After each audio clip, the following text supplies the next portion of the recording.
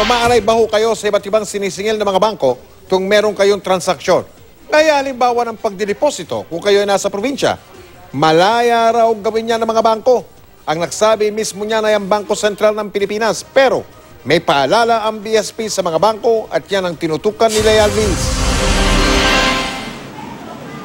50 pesos ang service charge ng bangko nang mag-deposit si Daryl ng pera sa bank account ng kaibigan sa probinsya. Mas maganda, tanggalin lang yung charge kasi sa mahal ng mga ngayon, ng mga gastusin, di ba, sa araw-araw. Ang Cebu-based engineer naman na si Vince, lumuwas sa Maynila para sa negosyo.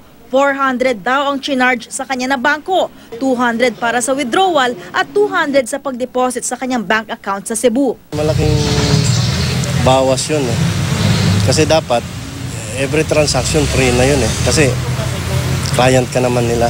Umaaray din ang negosyanteng si Perla na kailangan mag-deposit ng bayad sa kanyang mga supplier na nasa probinsya.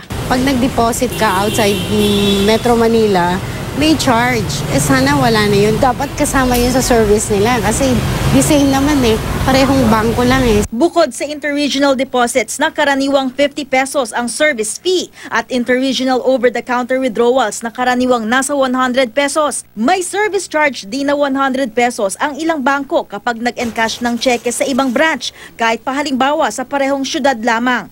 Ayon sa Bangko Sentral ng Pilipinas, malaya ang mga bangko na maningil ng mga service charge at iba pang charges. Di raw nila ito nililimitahan. Tandaan daw na ang mga bangko ay mga negosyo na kita ang habol. Pero responsibilidad ng mga bangko na ipagbigay alam ito sa kanilang mga kliyente. Para makadiskarte kung paano makakatipid sa mga charge at service fees ng mga bangko, dapat alamin muna kung ano-ano ba ang mga ito. Gaya ng kakibat na service fee sa mga gagawing transaksyon, tulad ng interbranch transactions. Leal Mills, Nakatutok, 24 Oras.